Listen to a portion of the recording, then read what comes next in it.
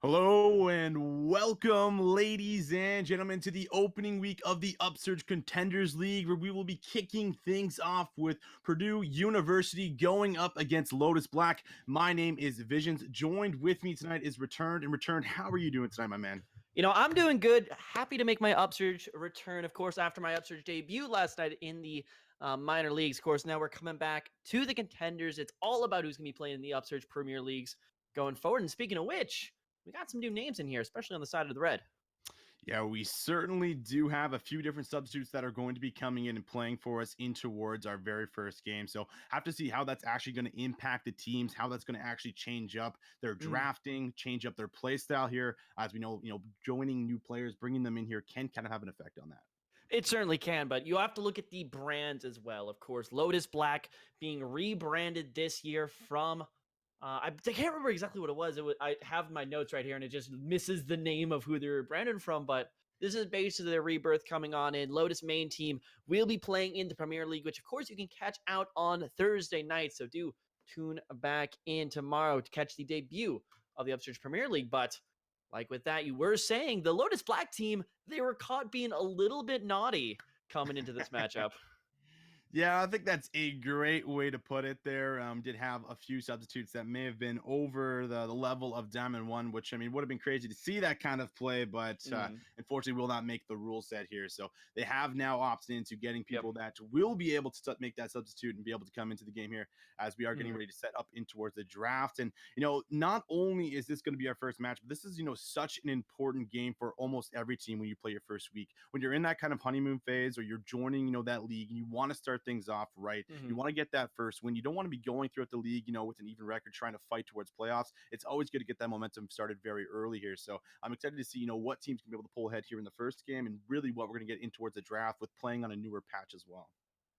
Certainly, we're gonna have to see what those adaptations do take shape. Of course, for all you guys playing along at home, we are still on the live patch, so exactly what you guys got in the client is what we'll be going with here, and that does mean a lot of those new changes come on about, especially Yumi as well will be now live. She was enabled last night for the minor leagues.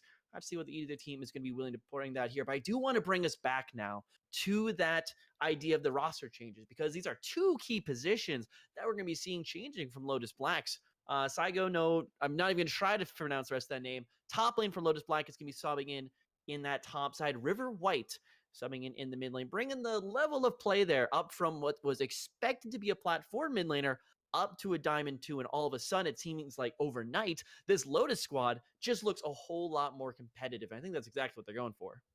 Yeah, certainly, he certainly is what they're going to be going for here in towards this game, making those upgrades, making those changes last minute due to whether it was just those players not being able to make it or if they were actually upgrades coming in. So that is certainly going to be huge for their solo laners and also showing their debut here on towards the Summer League, as I believe we're finally getting ready to jump in towards the pro draft, and we're already jumping through the bans as Sejuani going to be taken off the table as well as the Aatrox.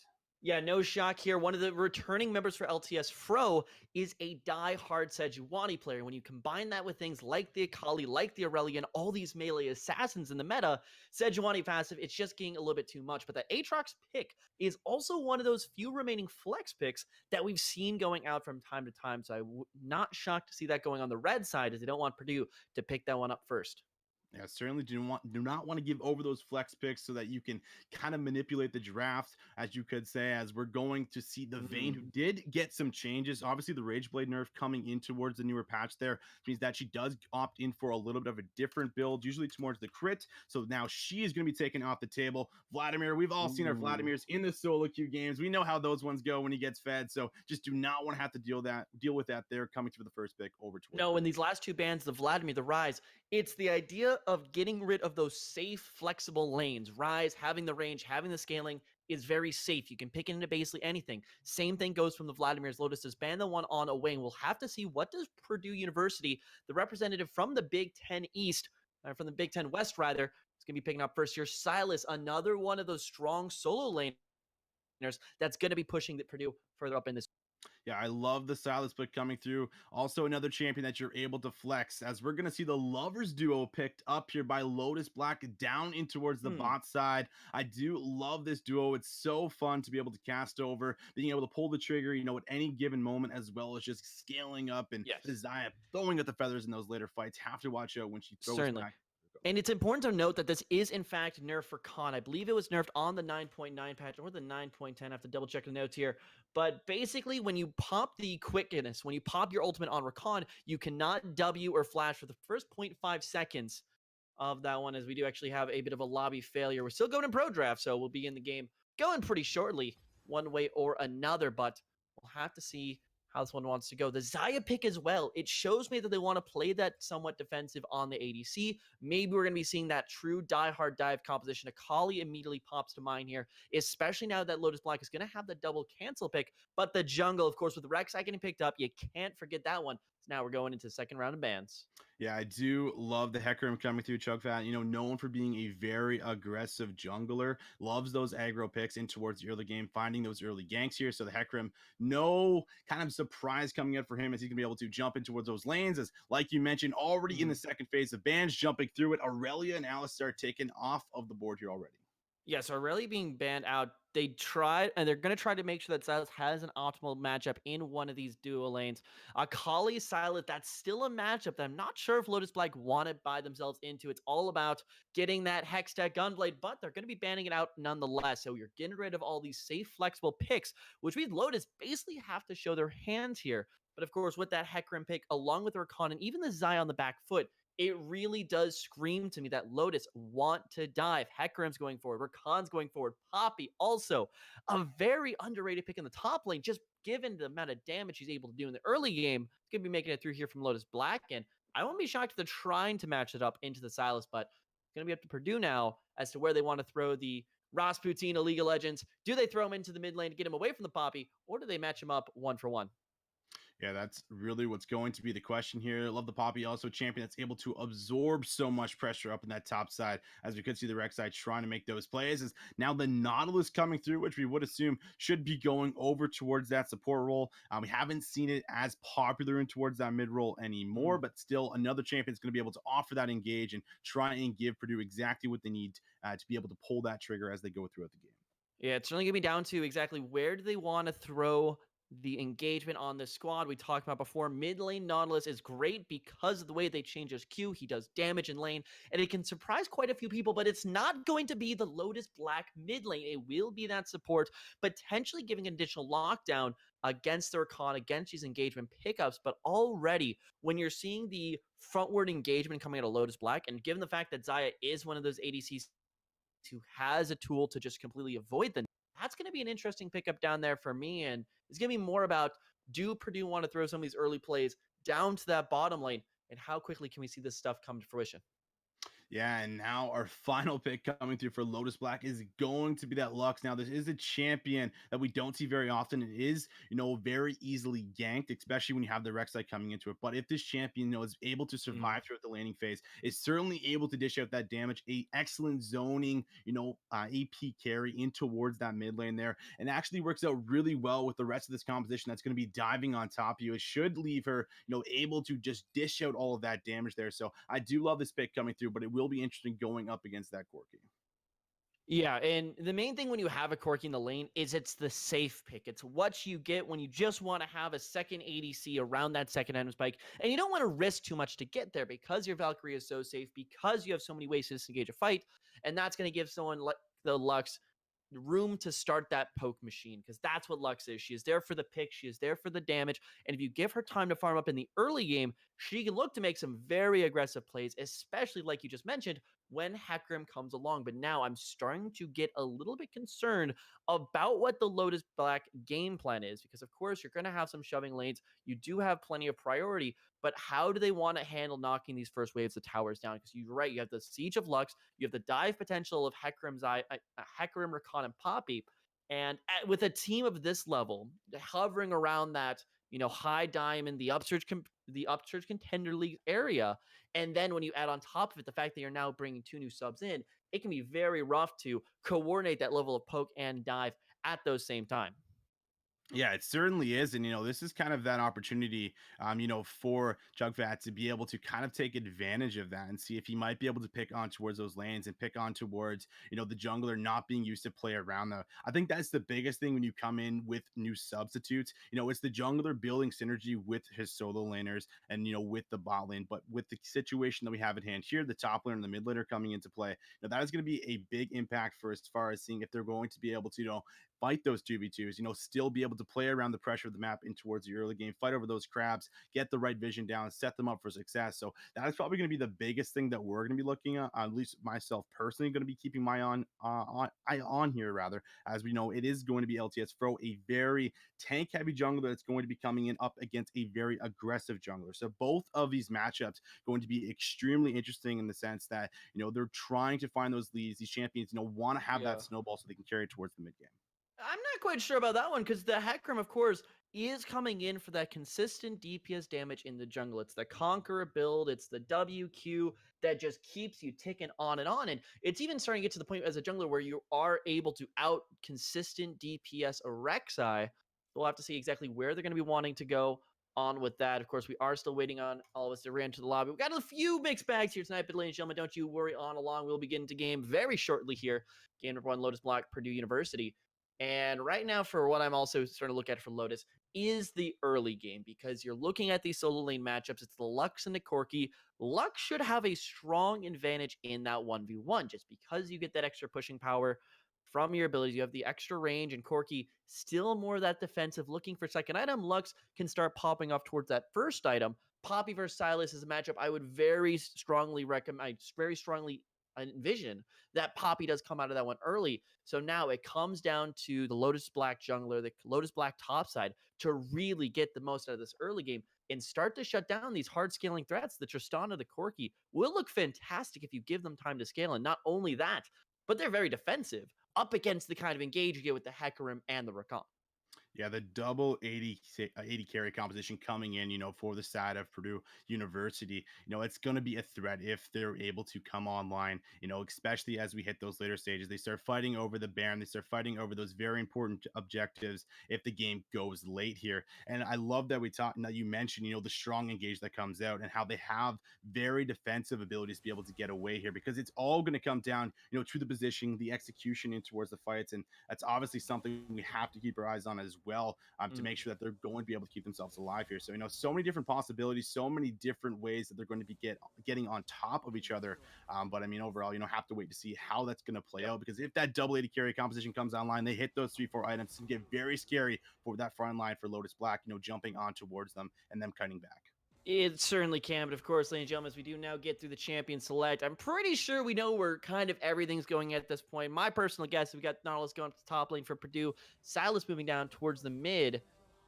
Actually, no, I'm just completely trolling you guys. It's Corki in the mid lane, it's Silas in the top lane, it's Nautilus moving down towards the support position. Lotus, no real flex picks really there to work out. Lux, of course, being the only one, shouldn't be headed to the mid lane. But I want to bring it back to what we said a little bit earlier in the night, and that's how important it is to start off on the right foot here in the Upsurge Contenders League, because this is the highest league where there are 32 teams involved. You have all four of those groups of 8, and just to make playoffs, you have to finish in that top half, and given that's only a single round robin, these first few matches can really set the pace of whether you need to play catch up or whether you can just, kind of coast from the front as to whether you make playoffs.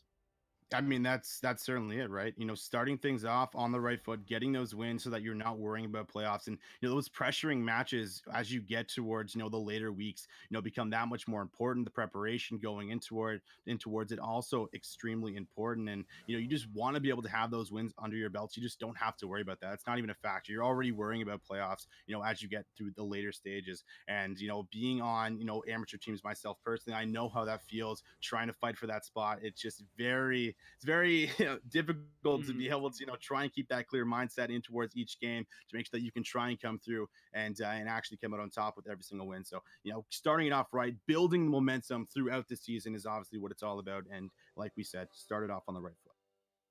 Yeah, it certainly will be as we do head into Choose Our Ludo. We've had a little bit of a long-winded intro here, and ladies and gentlemen, we do appreciate each and every one of you for sticking on with us here during our Upsurge Contenders League premiere, the season beginning, not finale. We're not quite there yet, but I think we're gonna get a few words from our sponsors, and then should be headed into game one pretty shortly.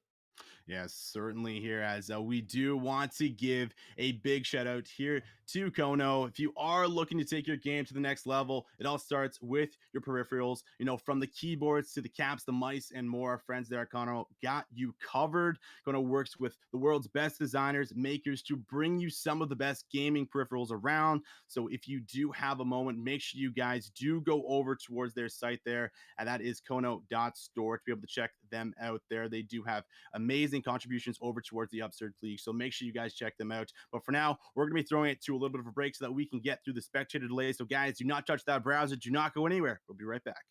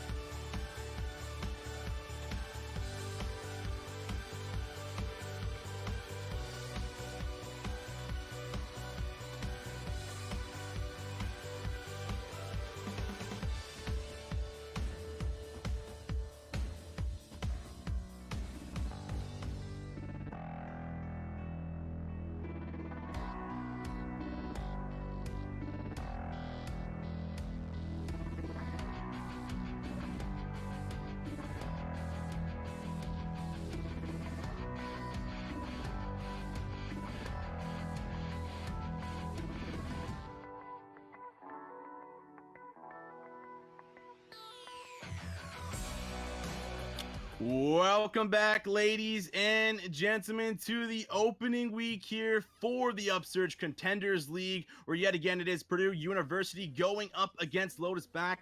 Also, something to note here, guys, is that due to a little bit of the roster issues, there is going to be that first game already going over to Purdue University, which Return is certainly going to be able to touch on here just a little bit more. Well, I think you hit on it pretty well at that point. It's a little bit of sneaky business, a little bit of naughty business coming out, unfortunately, from Lotus. A few representation. But either way, it doesn't matter as we are in game right now. Game one, of course, as you mentioned, does go to Purdue, which means if Purdue wins this game, they will win week one of the Upsurge Contenders League right here, right now. So we'll certainly be looking for that. But, of course, the door's not quite closed yet. On to Lotus Black. They still have the opportunity to make the 2-0 reverse sweep at this point, which is a little bit interesting to say at the beginning of technically game number one. But either way, it looks like we're going to be getting into this one. Both junglers, we'll have to see where they start off, but it looks like it's going to be a mirrored start on both sides along the mid lane, as both of them do go for the blue buff, which means we're going to see no early Krug clears. Yeah, this is, rather interesting because usually I think the most traditional clear that we haven't seen is red into Krugs, and then going up towards clearing your top side here. So maybe just trying to throw off a little bit of the pathing here on both sides. I do like that, but there is a nice red ward on towards that red buff down towards the bot side there. So they are going to have a strong idea of where the Rek'Sai and where Chugfat will be starting and pathing towards. At least some info as we start to get, of course, to the, late Scuttle Crab spawn. Of course, Scuttle Crab brought to you by Scuttle Scrims. Be hearing from a little bit later in the night as well. But both junglers actually going a little bit different route. Looks like we have Chugfat going for a very long, drawn-out clear, clearing the entirety of the top side of the jungle. Maybe LTS Fro a bit quicker, but look at the top lane already. I was hyping up this Poppy pick like, you can't sleep on this. You gotta watch it. Aetheria's, of course, playing for Radiance. Has to be my number one Poppy player right now, but if you get a good Poppy, and if you get it into a somewhat decent matchup, you can wreck face with this thing just because of the early damage. But now in the bottom lane. Yep, already opting in for that level 2 advantage. Just going to find a nice little bit of damage going on towards the bot laners there. Just going to try and zone them off from the wave. So nice grand entrance engage coming through there for Imp Fly, just to be able to press that and just add that additional pressure. And with that bottom lane, of course, you always have to be concerned with the Lovers Duo bot lane because it's so easy to not only engage, but the thing that sets Rakan apart is the ability to disengage as well. Whereas Nautilus, Alistar, you go on and you're kind of stuck wherever you are. Rakan, of course, does have that recall ability, but now as early jungling does start to slow its roll, we're going to see their first early movements here. I don't think either jungler has really seen except on that bottom lane ward for Chugfat is going to be seen going onto the Krugs rather. That means Fro basically knows he has full control of the top side. Yeah, it's going to give him the go-ahead. Knows he's going to be safe grabbing that Scuttle Crab, as both junglers should be able to take each one. Have to see if LTS Fro actually opts into going down for the double Scuttle Crab and just pathing through mid, as that is what he could do, considering he does have the bot lane pressure. The top lane, though, still going very aggressive here, as just like you said, it was champion select, and they're actually getting very low. And you never know when that all-in's going to come through or when one of these guys are going to die, as they do have quite a bit of burst damage in their kits, but see LTS Fro hovering over the top side. I don't know what Fro's really thinking of here, because unless Reckless is going to go that hard, he's not going to find anything, but here's a look on the bottom lane. Here's the TP as well.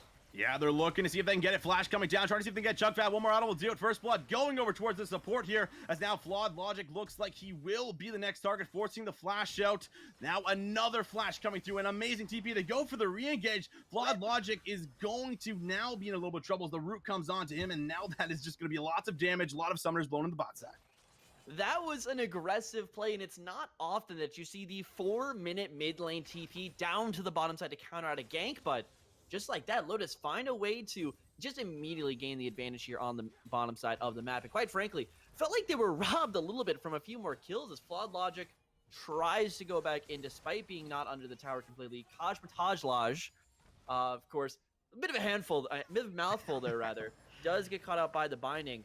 And now it's got to be some sort of response for Purdue. What do you do to punish that lack of TP in the mid lane? And I'm almost thinking you got to find a way to make River miss a wave or two. You have to push him out of the laning phase. And for that, I'm looking at Chugfat. Yeah, you certainly have to try and find an advantage off of that, as he's pretty even in CS. for how it's going. He doesn't lose the plating, doesn't really lose any damage towards his turret. So, overall, that's got to feel like a very strong play early on. It also kind of affects, what Chugfat's going to be able to do. That flash no longer available there. So he's not going to be able to make that aggressive flash play in towards the mid lane without River White, being able to, flash away if he tries to get behind him with a tunnel there. So a lot of summoners go down at this point in time very early in the game. And that, opens up for a lot of things to happen on the map here. Going to be looking at LTS Fro to see where he decides to pressure. Yeah, more aggression coming out in the top lane is Nezumi really feeling the power, but it's a big wave you're pressing on into, so only really able to get the chip damage, even the extra range and auto attack onto Reckless. So that's I can see that being a very aggressive lane, but also something to note is that Nezumi has still held on to the TP. Reckless had to TP up to this top side of the map. Speaking of TPs, Quinn also blowing his coming back to mid lane. That means as an Infernal Dragon is up, Nezumi holds the TP advantage firmly for Lotus, and given their aggression on the map already, I would be shocked to not see them use it up here pretty soon. And at that point, you almost got to be thinking ahead for Purdue is, what's that next counterplay going to be? Because if you give this bot lane play away on that first teleport, if you now give this dragon away, you're starting to get to a bit of an insurmountable lead here. It's not insurmountable yet, but it's a very worrying trend to say the least. Now engagement down to the bottom side. Yeah, a little bit of damage coming through. Otto's gonna do it. That's gonna be LTS Ozma able to find himself a kill in the 2v2, finding success down here off of those summoners being down. I believe also the rocket jump was not used at the correct time, so another advantage going down to the bot lane here for the side of Lotus. Ooh. Oh, that could be all in. Good stop. It's gonna be the keeper's verdict, forcing the flash of their Reckless under a lot of pressure on the top side. And with that, big ups here from Lotus top lane. Seems like Reckless just isn't landing enough to be going on through here. Tries to keep pulling himself in just to go. He goes under the tower. Nezumi gonna be picking up the kill on that one. Oh, it's gotta feel so good for him. And while that's happening, it's gonna be the bot side. He should be able to get it. We did see Chugfat that was close to nearby, but not able to get himself over the pit to try and steal it. So Infernal Drake coming through. 3 very kills going over towards Lotus Black. They gotta be feeling really good about how this early game has been going so far. Exactly. This is the textbook of how you win the early game. It's not just forcing objectives, it's forcing objectives for nothing. Because remember every play that's happened so far. When you TP down to the bottom lane for mid, there is no response from Purdue. Nothing's traded back. Dragon, nothing's traded back. Top kill, nothing's traded back. And this is how you start taking on over. And now, with these early leads, with the nearly 2k advantage going for Lotus Black, and now with the Infernal Dragon as well, it's going to be all about how effectively can Lotus transition to that mid game. When do they find that first tower? Maybe a little bit of an aggressive question, given that we haven't had a single plate fall just yet, but it certainly can't be too far off, as this game is just accelerating out of control for Purdue. It certainly is here. We have to kind of ask, what they're going to be able to do to try and answer back, to find some counter plays. What can Chugfat do to be able to find some initiations on the Rex side? You don't want to be a Rex side going towards the later stages and not having a gold lead, not having, the items you need to be able to be successful, to find the kills onto the carry. As yet again, Reckless, starting to take quite a bit of damage, as this has just been a very favored matchup right now for the Poppy, having a CS lead, having the solo kill, everything going right here. You don't even have to worry about this as a jungler when your top lane's winning the top side of the map, has the teleport too to be able to answer to those plays that could be happening. It's got to feel so good throughout everything going right for them. Yeah, it's got to be feeling really good, like you just said, but I do want to bring us back to the point of that jungle, because look at this CS discrepancy, 37 to 60. When you pop over to the gold, it's 2.4 to 2.9. And this is where you're seeing a big disparity between the two junglers, because not only is LTS Fro starting to enable some of these plays, despite the fact that he's not actually going ahead and participating in the plays himself, fighting the top lane. Nezumi bringing Reckless down very low, but it looks like the Chug coming on out from the Corrupting Potion is going to keep him alive at the end of the day, but maybe not for long. Fro's already on the hunt. Yeah, that's going to be this man coming and pressuring him off this. So now not only is he going to be in trouble, he's actually going to try and see if he can kill him under towards the tier 2. Not able to land a stun here. Going to heal back up. Now the response of the package, but the kill has already went down. Onslaught of Shadow still available. Is going to use it to fear him back in, trying to see if they can get him. Quinn's going to find a trade kill, so that's going to be a big 1-for-1. Nice responses. He's maybe not done. Might be able to find a 2-for-1 here, as he's going to slowly beat him down with the red. Nice dodge from the big rocket. Another dodge from the rocket here. Quinn should be able to land the auto. He does. Able to respond with a 2-for-1. So close to not going down. And unfortunately, if Nezumi found the extra shield, would have found it. Osama getting engaged on, but here's the TP once again.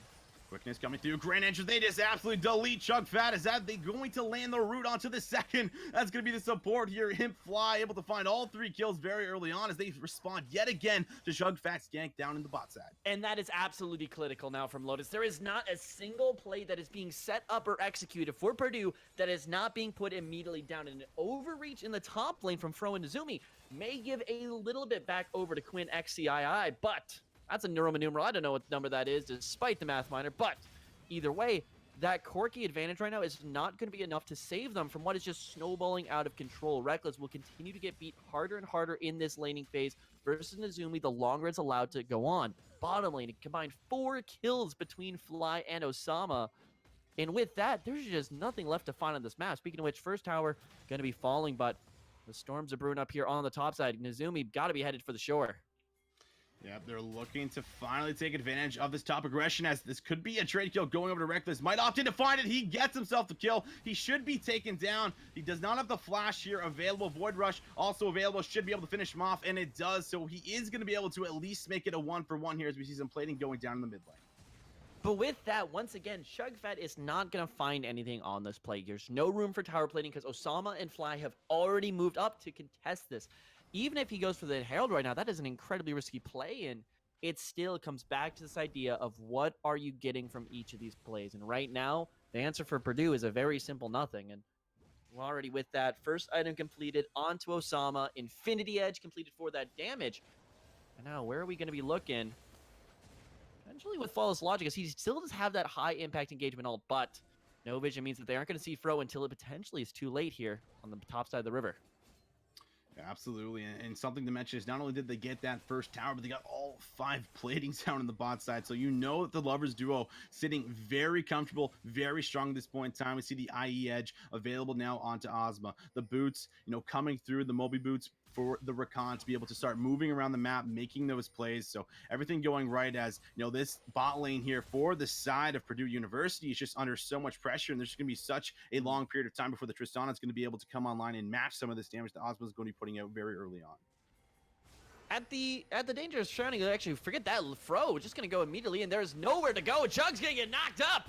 Oh, he's already taken down Onslaught. A Shadow is going to be used perfectly there, as that's going to be a double kill coming through for Fro, and they might opt in for the dive. That will be the hook landing, forces the flash out of Imp. Now they're looking for a little bit more here, looking for the re-engage. Grand Entrance going to find it onto Reckless, trying to see if they can get him shut down. Finally going to land on towards the Rakan, but they're not done. Still trying to bite off more. Fro going very low. One more auto should do it. Not going to find him there with the Q, as he's going to flash out there. It's going to be another scrap at the top side, and maybe we're still not even done. Ozma trying to get anything more. Another hook going to land. That's going to be a beautiful Featherstorm, but the shutdown going over towards Flawed Logic. Able to find something, and maybe a few cracks showing in the armor here for LTS, but with that, the prices are still going to be paid. A good amount of power plating knocked off that top tower, and you're still seeing the ability right now from LTS to just go ahead and decide where they want to play. Lotus Black is dictating this top side of the map is where they want to take a fight, and it goes back to that core fundamental idea of competitive League of Legends. At the risk of sounding like a bit of a nerd, it goes back to the ideas of the art of war. It's attack the enemy where they are weak, avoid where they are strong. And when Shugfat appears in that top lane, when there's already a strong side of the map for Lotus Black, what are you realistically going to do there? You're not getting anything accomplished. You might as well look to trade back and forth. That is how you survive out through an early game deficit. But now they may be going toe-to-toe. Shugfat going in immediately, but he has no damage with him and no team members around. Yeah, already taken down as they're looking for another engage here. Rex is going to steal the Onslaught of Shadow just to get himself out to safety. And with that being said, they will disengage, but they are moving over towards that Rift Herald to claim that as the reward. Yeah, good move once again, and I feel like Shugfat's kind of realizing he's in this state where I'm playing this hyper-aggressive early game jungler, but I'm not getting anything done, so let's just throw the play out. But it's the unprepared nature of it once again that gives something back. Finally, though, at least finding something for something. Purdue University going to be going for this Wind Drake to counter out the Herald just picked up by Lotus. Lotus certainly getting the better of the trade, but it's currently better than what they've been getting over these last few minutes, as that gold lead does balloon now out to a 5k advantage. Herald popped in the mid lane, and the siege has begun. Yeah, this certainly should be going down, and it does. The question is are they going to opt in for the second one? Looks like they're going to let Shelly get the charge off, so that is going to lead to a little bit more damage. They're already down to half health, and they're still sticking around. Fro now looking for the engage onto Flawed Logic here with his top laner. Now both of them going to be going a little bit low. Hook is going to land, but that's going to be the re-engage. Onslaught of Shadows is going to stun him up. That will be Poppy picking up her 4th kill of the game here, as they're also able to get the tier 2 in the mid lane. And this is just beautiful plays all around the map from Lotus Black. And they're just keeping it rolling, and this is how you play League of Legends very quickly, very aggressively. You don't give your opponents time to react. They engage on the flawless logic. He blows the ultimate from the Nautilus, and with that, there is literally not another engage tool for Purdue to use. If you throw Reckless in, he's just dead at this point. He is 1-4-2. There's no defensive stats on this Silas. He's not ready to be that forward engager. And all you have after that is just fall back. You just have the kite back team fight, and they're not really ready for that. Only a Trinity Force complete in the mid lane, which is the most out of either of the two carries for Purdue. And Kajmataj, who doesn't yet have an Infinity Edge completed, is not likely to be able to carry through any of these team fights. And with that, it's this waiting game where there's just not enough time to wait out for these item spikes. Yeah, they have no turrets for themselves, so that's a lot of global gold they're not picking up. And on top of that, the waves obviously not being able to shove in all the way, stopping there at the tracks very early on. So it just makes it so it's just constant pressure right now on the map from Lotus Black, doing an excellent job of finding play after play, taking objective after objective. And now that looks like they're moving towards the top turret here. There could be a dive being set up. We do see a response, though, coming through for Purdue University. Yeah, but once again, Purdue University are just stacking that side of the map. The strong side right now for Lotus is the top side, because that's where they're stacking members, and they're just responding at this point. And this means that there will be a 5v5 fight. And I don't know that Purdue really wants to take this one, because their chances ain't looking good. So far, Reckless, currently the one who's stuck out on an island under that tower, but Nazumi's positioning is keeping him really from moving anywhere else now that all 5 members are here. Osama's over the wall. Where's he going? Yeah, this is looks like they're going to try and chunk him down. Reckless now in some trouble, gonna get stunned up. Look to see if they can follow it up. Ultimate gonna come through, but that's already Osama picking one up. Now the Tristana in some trouble. Double kill coming through for Ozma, looking for more. A beautiful grand entrance from Imp, as they should be able to make that 3 kills for 4 kills. Only one alive is Quinn, and with that being said, they take down 4. They move towards that top turret. Okay, so Zaba taking a little bit of the scenic route to get into that fight, but thankfully Reckless does not move a muscle, and a little bit of counter synergy between Nazumi and Fro prevents a full-on 5-man engage, but it doesn't matter at this point. The gold lead speaks for itself, the advantage speaks for itself, and now with 5 members, one who is currently split in the mid lane, they're going to go ahead and start sieging down the rest of these towers, as the conclusion of this game can be very short at hand. Baron buff, only 2 minutes off from spawning, and at this point, for me, it's a question of, does Baron even spawn this game, or does the next team fight for Lotus end the game outright? Yeah, that really is a great question here. The way they're playing, the way they're just taking, objective after objective here, it just seems like they can honestly go for anything, as Quinn walks up and just loses about 80% of his health, as LTS Pro, as he's in some trouble. Could see the Void Rush come through, and it should be a kill, so that's going to be a big shutdown. But Chugfat, has been struggling the entire game. It's nice to finally get something, but is it too little too late? I think that's certainly it, but of course with Fro down, no neutral objectives can really be contested, but thankfully enough for Lotus Squad, none of which exist at the moment. Baron buff, as we said before, is about a minute 20 away from spawning, and now I'd be shocked to not see just a stacking around of this dragon of this Baron. Of course, this next dragon will be the second Infernal on the map, and there is now no response play, because going back to those points we said earlier, back to the core fundamentals of competitive League of Legends, of taking something for nothing or trading even. And you're getting to the point now where you can't go ahead and trade something for nothing. If they 5-man stack in mid lane, if you're Purdue University and Lotus stack 5 in top lane, if you go bot lane, they just end the game now, because they are just that strong. And the only thing you can rely on now is a miracle play, is somebody just to wildly outperform the direct opponents, and maybe even Quinn to start coming on through, but he's not going to find it like that. Wow, that was a beautiful engage coming through for Infly, able to just flash with the grand entrance, find that. Ozma able to pick up his 5th of the game here, sitting so strong on getting close to that 3rd item as well here. So just excellent engages. Now they're fighting over vision in their own jungle, can't even walk up in the red quadrant, as the 2nd Infernal should be going down.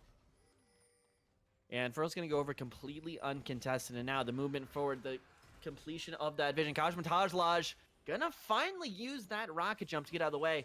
And quite frankly, hasn't been having the best record in the world with getting that one out of trouble. But thankfully, uses it correctly this time, does get themselves out of danger. But now, as Baron Buff is up and on the board, it's basically all in the court of Lotus. How do they want to play this? Do they want to just... Welcome back, ladies and gentlemen, here to game number 3. We are aware that the stream did end up dying there. We are getting things back and going. It was pretty much an amazing stomp coming through from Lotus Black after getting the Baron and then coming through with that win. And obviously, with the complications with the rosters in the first game, they did end up losing it. So now it's all on the line. Game number 3 here return as we get ready to jump in towards the pro draft. And we're looking pretty good. Of course, story of last game, for the guys that didn't know, was just Lotus running over the match. Quite frankly, Purdue did not have that early game aggression in the team comp. Lotus looked phenomenal when using those TPs around the map, and Lotus just never gave them a chance to come back. So we'll have to see what does change going on in here to game number 3. Of course, Lotus Black will be on the blue side now for game number 3, as it does turn out Purdue on the red. And Lotus, they're going to be the ones that take away the Silas this time. Yeah, they're going to take that away, as the opposite sides of things, we're going to get that Jarvan, which again can be flexed, but it's pretty much been going towards that jungle role, able to pull the trigger and find those engages there for your team as they're hovering over the rise as well to match it with it. And with that, they're going to find the safe solo lane once again. The J4 is a return to that aggression. The Rex side didn't really work out for them last time, so they're going to try the hands with the Jarvan.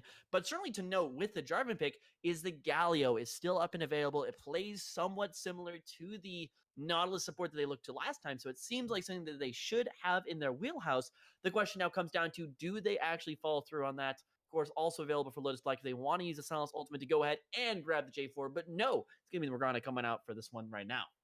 Yeah, gonna opt in for that Morgana pick there. Able to provide that Black Shield. Super important, especially when you have champions drafted already like the Silas that want to jump in there, want to get aggressive, find the backline carries, and be able to delete them. So always a great pick. Have to see which AD carry they might be matching with, or if it's going to be a Morgana going towards the mid lane, as this time around it looks like Lotus Black might be taking away that Rex side. But as I say that, they're just going to set on the Hecarim again, and why not? It popped off last game. Yeah, looking very, very aggressive onto this one right here.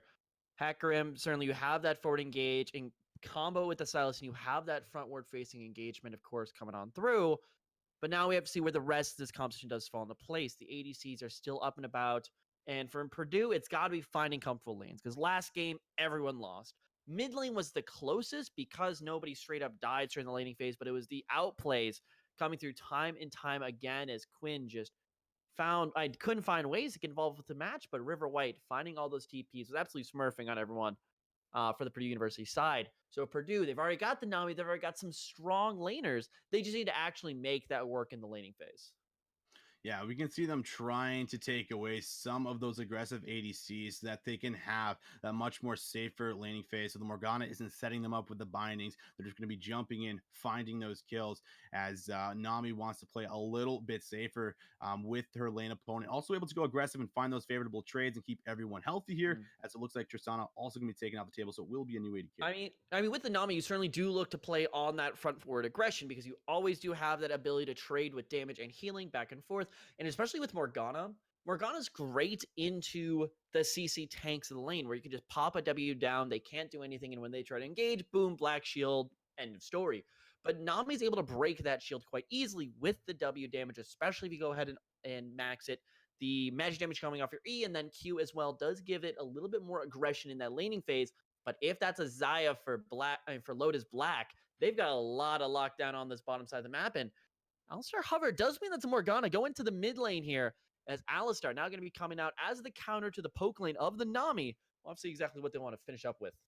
Yeah, we know the Alistar is very strong in towards that Sivir, able to always land that combo as long as you land it and do it correctly and execute on it. And it looks like they might be able to match that here with the Kai'Sa. We saw Fly Imp do an excellent job last game, pulling the trigger time and time again with the Flash Grand entrances there. This time around, looking to do it on the Alistar with the headbutt pulverize combo, as they're going to match that confirmed here with the Kai'Sa.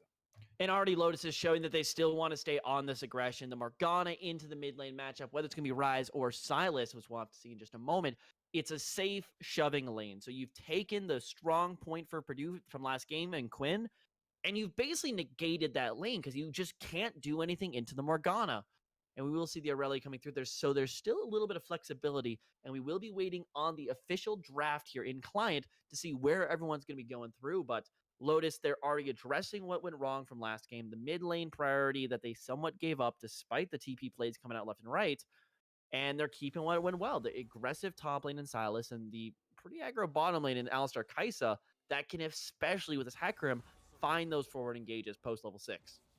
Yeah, and I love that we just brought up the jungle because there was obviously a huge elephant in the room for as far as how Chugfat played that last game there. A lot of things not going in his favor. He went for 2 ganks down in the bot side there with the Rek'Sai, and both times they were in response either with a counter gank or with a teleport. And that's what kind of shifted the pressure throughout the bot lane, found huge advantages, and through that, that's what kind of led to that huge snowball, taking the first tower, getting all 5 plates, rotating to the top side, taking the Infernal Dragon. So, this is probably going to be a lot of eyes on him to see how he's going to be able to improve on the Jarvan, which is a little bit of a different pick, but this is his opportunity to show us that he is a jungler that is able to match LTS Fro. Already, and this is a bit of a change as Morgana gets locked into the top lane, which could be directly to Mirror Rise, and that means it's going to be Silas into the Aurelia. Aurelia, of course, does need a little bit more to get going, but Silas, not quite the most disengaged potential, so if at any point Quinn has enough damage to actually go knocking on River's door, then you will be seeing a very aggressive mid lane. The issue is getting to that point, getting to the Trinity Force, seeing if we go for the Wit's End, of course, into the Silas. And in the meantime, Silas with the chains does have a considerable amount of poke damage in the mid side. So already, Purdue, I feel like they're not getting the most optimal side lane matchups, even the solo lane matchups that they'd like. And that really does drag all that more attention down to that jungle and down especially to the bottom lane. Yeah, it certainly does. That attention is just probably going to be received back down to that bot side there. As I do think it's going to be very interesting with this Morgana on the topic, like you already mentioned here, but even more the Quinn here in the solo lane with the Aurelia. This is the man that did find some success over towards the top side, roaming with the packages, and now going up against this very snowball heavy matchup. Silas, this is his opportunity to show us that he's going to be able to carry again and see if he can buy his teammates some time, buy the Sivers some time to be able to come online and actually hit those 3-4 items and actually be able to pop off and do what she needs to do in the team fights there.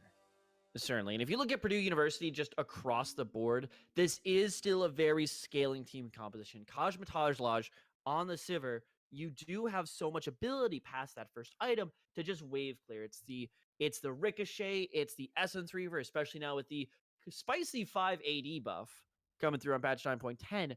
But then it's also the solo lane split pushing of Aurelia and Rise that can keep them going to late. If you let Purdue University get to that 33-minute mark, this game should be over as long as it's somewhat close because Aurelia should be uncontested on the side lane, as should Rise. But the question is, how do you get there? Because they tried to play a late game team comp last time with the double AD carries, and to put it in light terms, it didn't go well. They couldn't contest in the early game, and for me, it really fell on the shoulders of Chugfat not being able to find plays on the opposite side of the map from Fro, and then all the lanes just straight up losing.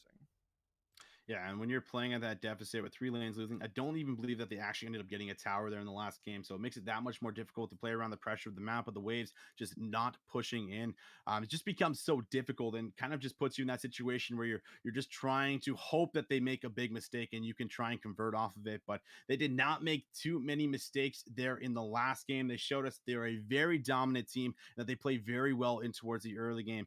Despite them having some substitutes coming in, they still are showing that they are a very strong team here in the very first week of the UCL. So it's going to be very interesting to see if they're going to be able to do that again here, as I believe we are going to be giving over yet another shout out to one of our sponsors.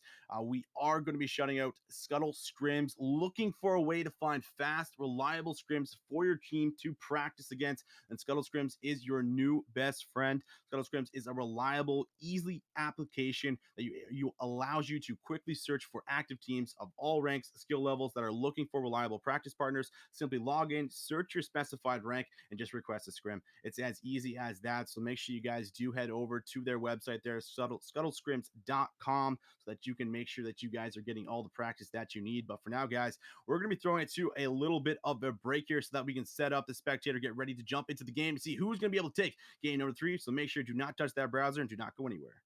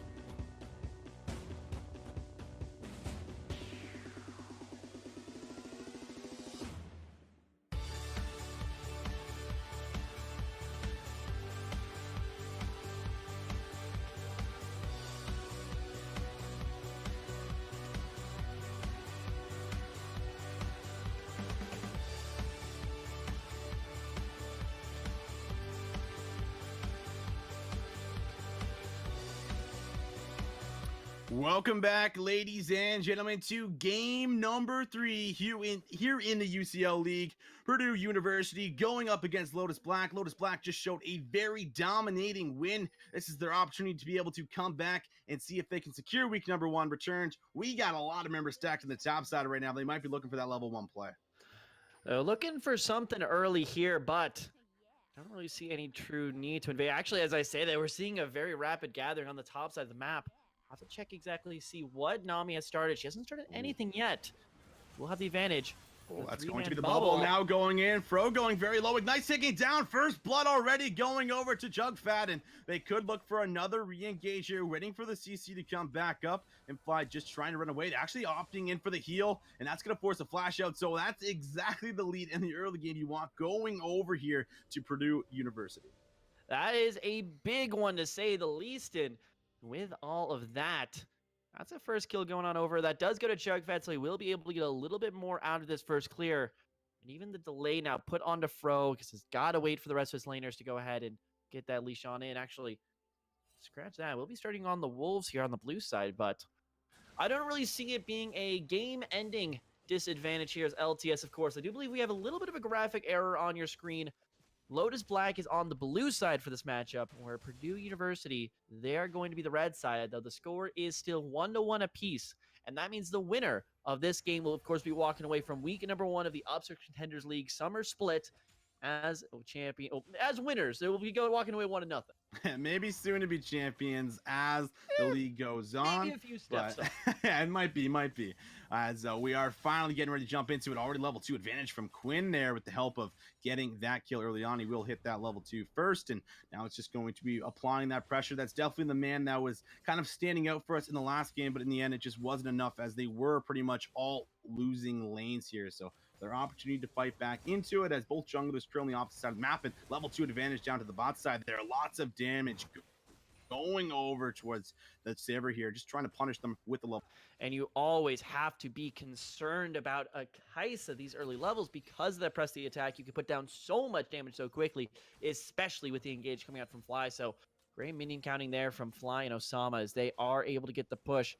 They are able to get the advantage now in the lane, but on the other side of the map, Jugfat's already looking on up there. Question is, does Nezumi have the Black Shield to stay alive through this one? Have to see what he does. Going to be able to land the binding on towards him. Now Black Shield coming down here, but he has the flash. I don't think he's going to opt into using it. Is that just going to be a kill? That's going to be Jugfat finding a beautiful kill, feeling a lot more comfortable in this next game as he's already found himself a kill and a gank. Yeah, very aggressive already. And the Nezumi lane, the Morgana lane, is something that you just expect to be safe in. And going down early like that certainly is going to be hurting quite a bit. Honestly, if you're able to Black Shield the start of that engagement and then run away, you're looking to survive that lane. But now going down a kill early, losing that TP is setting yourself up to get snowballed on, which against the Rise may not be happening right off the bat, but it's not a great place to be putting yourself. It certainly is not at this point in the game, as we could see another gank coming over towards River White. He's playing pretty aggressive. Wave's about to shove in, but Jungler is nearby as that's not going to be the stun landing, and that's the ping assist as we do see the Jungler nearby. So now he's just going to opt in for that back, spend that gold. Zia sitting on quite a bit with the first blood, but you know he's feeling very good coming through with that. Yeah, looking quite good. Engagement's coming out now from Fly, looking for logic, but that is a big wave, and really just going to be a little bit of a trade for pressure at this point in time. But now look at where Fro is hovering under this mid-tier tower. Are they looking to dive Quinn this early on? No flash available. It's very possible. You know, it's always very scary diving in Aurelia if she's able to land those abilities and those skill shots. Kind of maybe just assuming that there might be a regank coming through there from Jugfat, but he opts in for that back now as it looks like he will be going towards that warrior sitting on some of this early gold. So looking to put out a little bit more of that damage and not opting in for the Cinder Hulk here. And both junglers not paying too much attention down to the bot side in this game. It's pretty much all been pressure really towards the mid and the top side here, which is a little bit of a change in strategy so far. TP coming in towards the middle lane, and now back up to this top side. It happened once. Can they make it happen again? There's the Black Shield gone. Black Shield down. That's also going to be the smite. Fortunately, not able to follow it up there. No flash available there for Chugfat either, so couldn't do the EQ knockup. And just going to, again, pressure the Morgana here as Imply opts in for a play. That's going to force the flash out there from Kazmataj, and the bubble's going to land. Re-engage coming out. Boomerang just going to do some damage there, but that's going to be a Sivir that no longer has that flash, going to be potentially exposed by the Hecarim.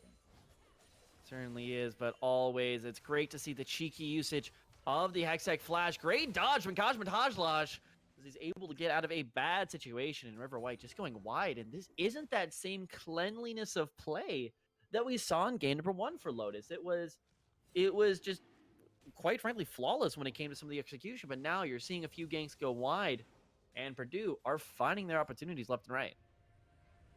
They absolutely are. Sivir opting in for the teleport here. Something to note, as we're going to see the stun land towards River White, but Sivir's going to be able to get back towards that lane. Is down actually quite a bit of CS, as she has been, receiving a lot of pressure, specifically from Impfly here, finding beautiful engages time and time again. And we see the call even actually coming through right now, therefore, for the Sivir, as we actually have the tier build coming through. Now, I have seen this maybe once or twice for the Kai'Sa. This is a little bit of a newer build arising, so this is actually really interesting here coming out there for us. It all comes down to the nerfing of Rage Blade. You're no longer really able to get your base stats that early, and if you do go for the scaling out of tier of the I don't even know what I'm saying anymore. As long as you go for the Merman, that's what it's called, out of the tier item, you are able to hit some of those upgrades, especially on your Q pretty early on, and then are able to avoid the Rage Blade a little bit longer into the match. So they're going to be pretty happy looking down there, but overall, you have to be looking at what you want to do in this early game from Lotus's Quinn. Goes absolutely wide on the ultimate. Isn't going to be able to find anything on that one, as Rivers easily able to just walk away.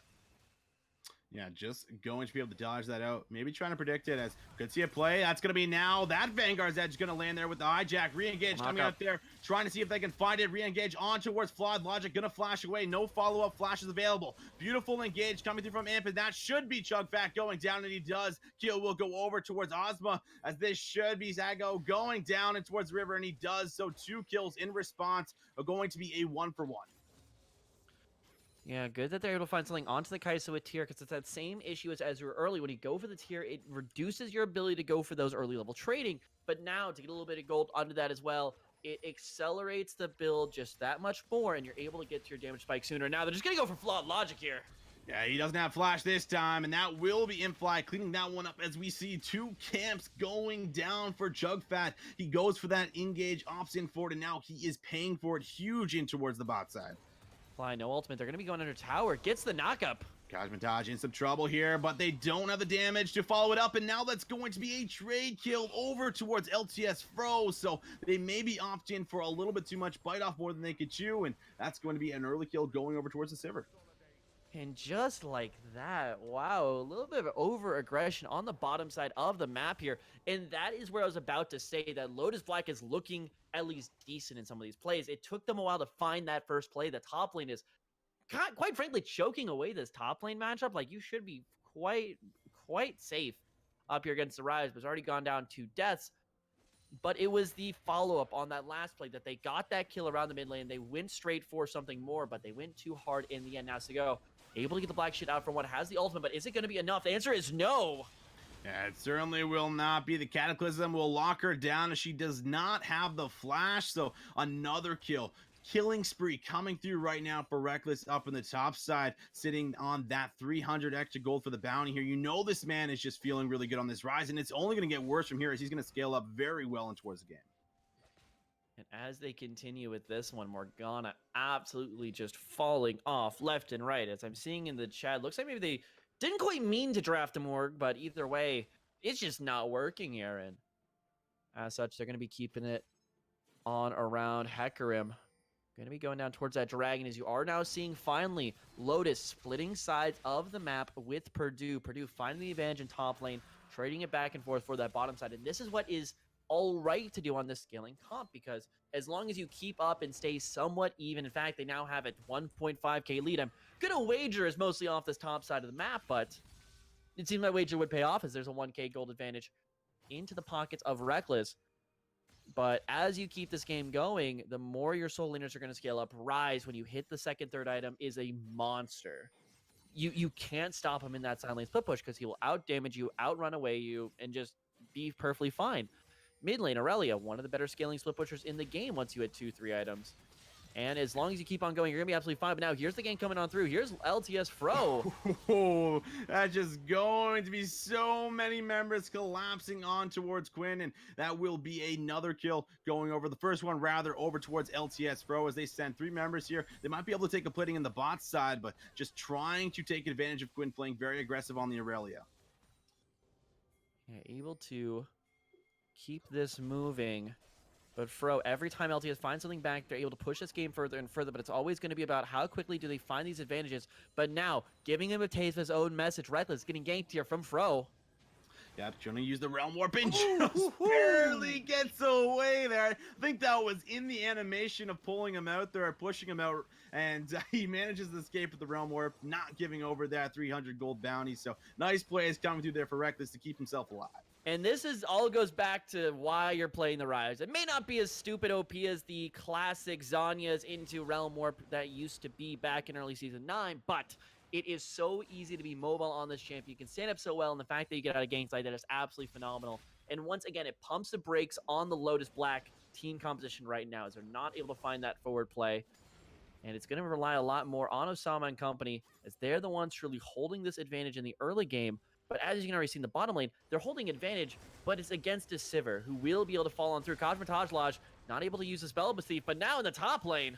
Yeah, as I gonna go down yet again. Rampage, 4 kills for this man, just absolutely destroying the Morgana on the top side. And while that was happening, the bot side also taking a lot of pressure there. The engage from Imfly, forcing now maybe the dive here, able to land a beautiful double pulverize, but do they have enough damage to find the kill? Kaibatas trying to find the kill. Osman's gonna be able to find one, looking for the 2. Imp still tanky and healthy and going to get himself out. Double kill going over towards Osman, sitting on 3 kills. And this is what they're missing during that level 5 bot line dive. It's the unbreakable from Alistar, because the reduced damage just lets you set up a camp basically under that tower. You had a nice tea party and just tanked about 10 tower shots, and it actually doesn't matter.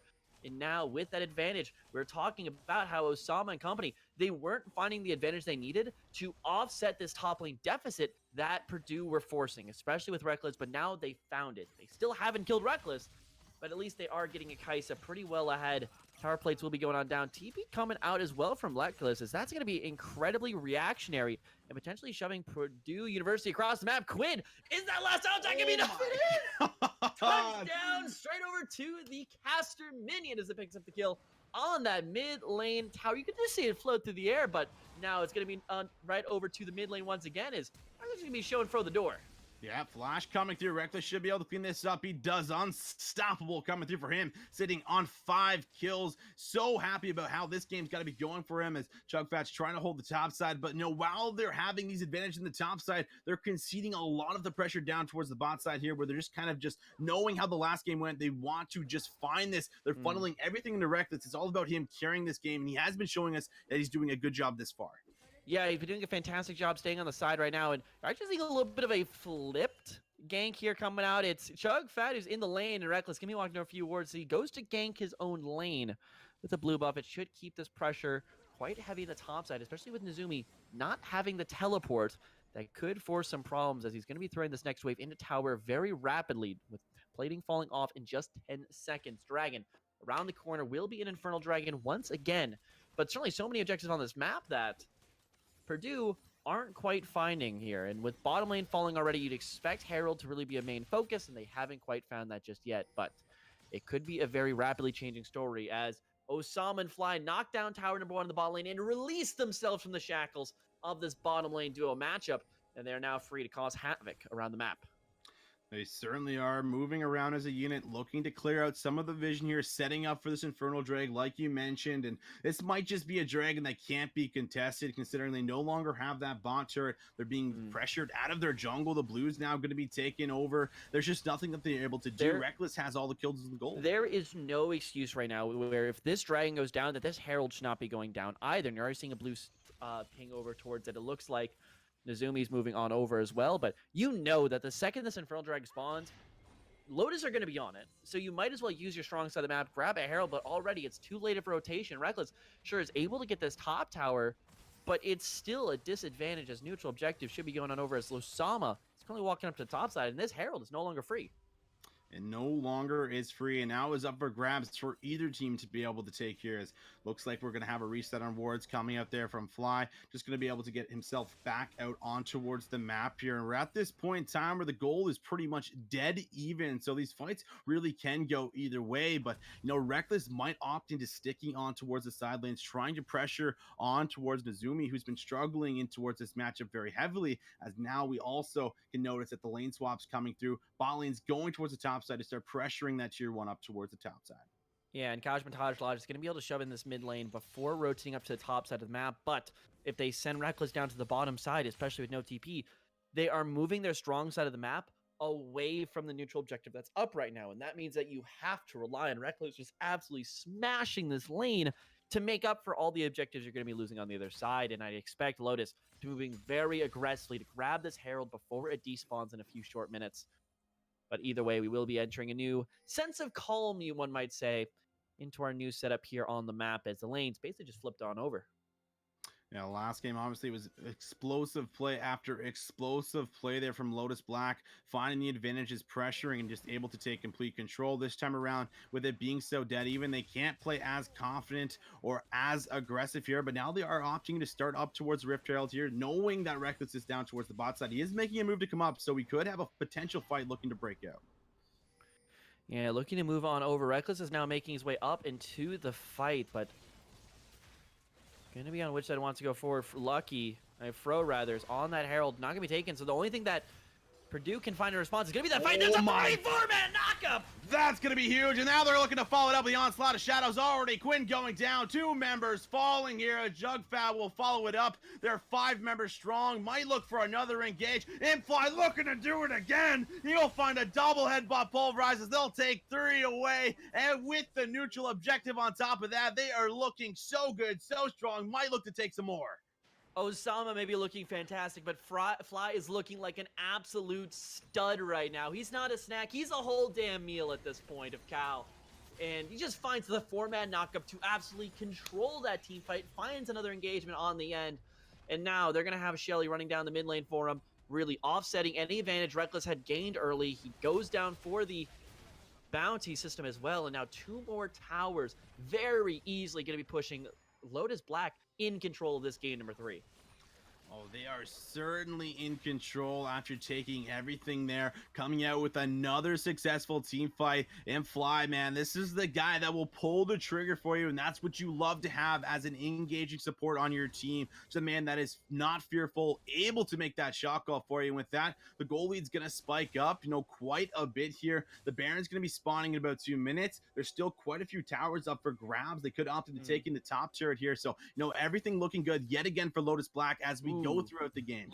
Look at these lane assignments coming out from the side of Purdue, because Baron is going to be that next big objective, and currently you have Reckless on the top side with TP coming up soon, but that means you're keeping your TP threat next to the Baron, so the TP is basically worthless. Now in the bottom lane, Quinn getting engaged on from Fro, but here's Fly just around the corner. Doesn't even need him there. Just absolutely wins it with the help of the Conqueror. Triforce being so big there. A huge spike coming through there for the Hecarim, for LTS Fro, and now they are 3 members strong in towards the bot side. They might be looking just to move into the jungle, take some things away, and potentially move in towards the tier 2 in the bot side.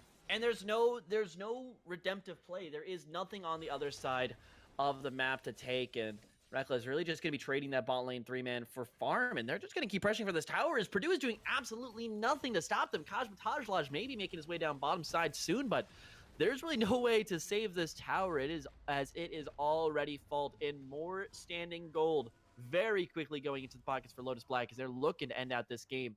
And now just around the corner, 40 seconds removed from the Baron, Reckless still on the top side of the map. Expecting to see Nezumi coming down to the bot side to force that 4-1 pressure on the Baron with TP on the other side of the map. Yeah, it's very likely. And, something to take note of this team is every time Lotus Black finds a kill, they're always taking something for it. Either it's vision in towards one of the quadrants, it's, taking an objective, taking a turret. It's always something. And this is why this team is so lethal and so good here, as they are sitting 5-man strong up towards it. They might look to just do a desperation play. There's not a single chance that Purdue has the damage needed here. Reckless may be enough, but no, they're looking to make that counter engage go. River White does get knocked up by the wave itself.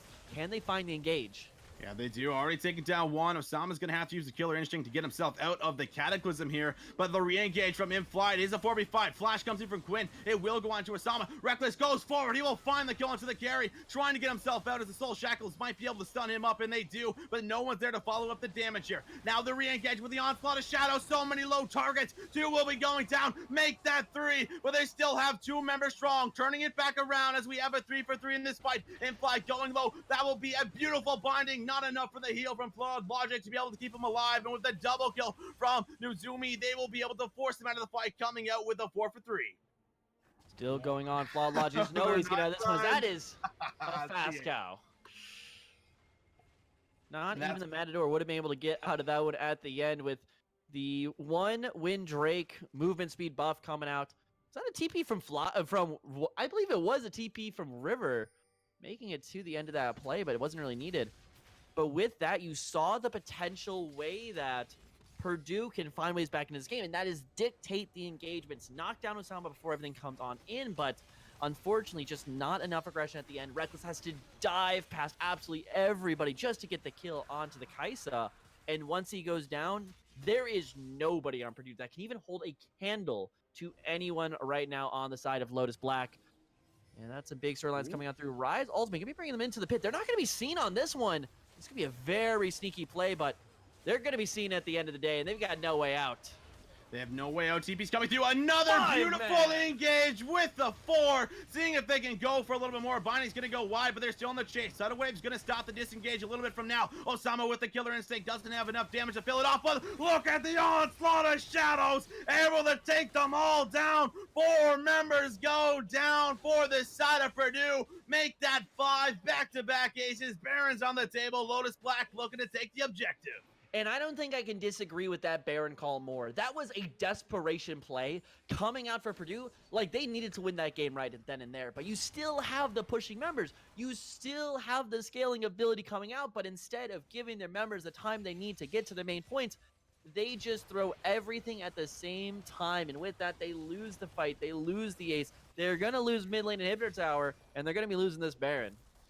Yeah, that's a lot of things you're losing here now, as it is just looking so difficult for you to come back and towards the game. That's going to be the Baron secured. We're now getting very close to that 10k goalie, but Reckless now has opted in for the TP play. They might be able to find River White, but he's going to be able to at least trade a kill over towards Flawed Logic. That's 1 member without the Baron, but I still don't think that's going to matter here. Still so many members sitting on so much gold, ready to pop you at any given moment.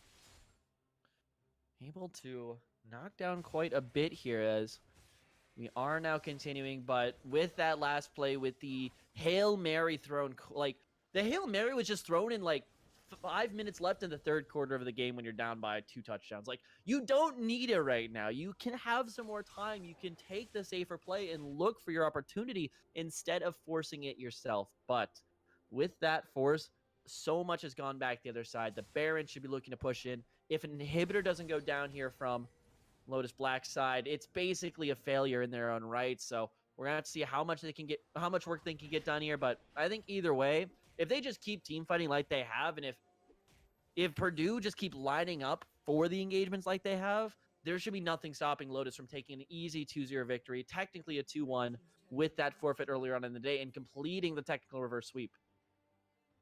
Yeah, absolutely. And the way Impfly has been playing here, finding engage after engage onto multiple members, he could look to find it again. As LTS Pro is going to opt in there with the onslaught of Shadows. That's already Chugfat going down and deleted. And that will be him on the gray screen for about 30 seconds here. They have 4 members in the top lane. They might be looking to break open yet another inhibitor turret. Yeah, continue to move on down. They have the 4-1 split push. River, though, with no TP. So if you're looking to bail a fight while Baron's still on, now is the time. And we're all looking at Reckless to be the hero that they need. But no, Fly's going to knock him right skyward.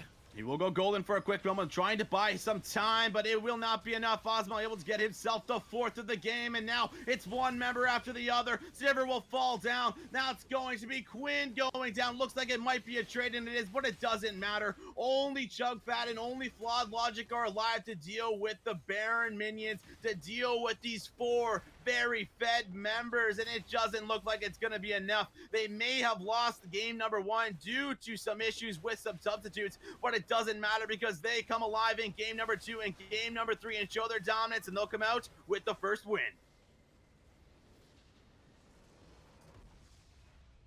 And that is a big week 1 from Lotus Black, who just absolutely forced their will onto Purdue. It was a landslide. There was nothing that Purdue could do to even fight back. Game 2, you saw the glimpses of light coming out from Purdue in the early game. You felt like they could maybe just find that way back into the game, that they could control this one. But then when it came down to it, Fly's engages were immaculate. The ultimates coming out from Fro were on point, and the overall macro play, it was just too much. And I think Purdue University has to be looking at this VOD and really going on back and see exactly how this one goes through. Yeah, it seems like every time they found a kill, like I mentioned in that game, they were able to take something off of it, an objective, lead to more kills, lead towards the Baron, threaten over, pressure in towards their quadrants in the jungle. It just led to one thing after the other. It was too much for them to deal with, and because of that, they're going to have to take that loss. And like you said, look at the VODs and think about how they can maybe trade objectives a little bit better, play towards maybe drafting some little bit of an early game compositions. It's really hard to say what they're going to have to go back and look at, but I mean, overall, Lotus Black, we don't know maybe their confirmed roster, but they do look like they're on the same page. And I mean, Imfly, you have to give it to this man, not even dying in that game right there, just finding beautiful engages time and time again. And I think that once this is a roster that, everything's squared away, everything is through and through, and who's starting every week, I think this is certainly a roster that can be building off quite a few things and can even be looking for a Contenders League championship title. But of course, that is going to be discussion for another day, as we only got one match worth to look at here. Purdue, they tried their hardest, but Lotus Black still, once again, forcing their will on the opponents. And I'm going to be looking for them to continue this style of play throughout the competitive season. Yeah, certainly looking like one of the stronger teams so far based off of what we've seen in towards week number 1. But that's going to be it, guys. Thank you so much for tuning in towards the stream. We did have 2 very dominating wins coming out there back to back from Lotus Black there, showing us their dominance. Have to see how they're going to be able to put that through in towards the next few weeks. Again, thank you so much for tuning in, and we will see you guys on the next stream.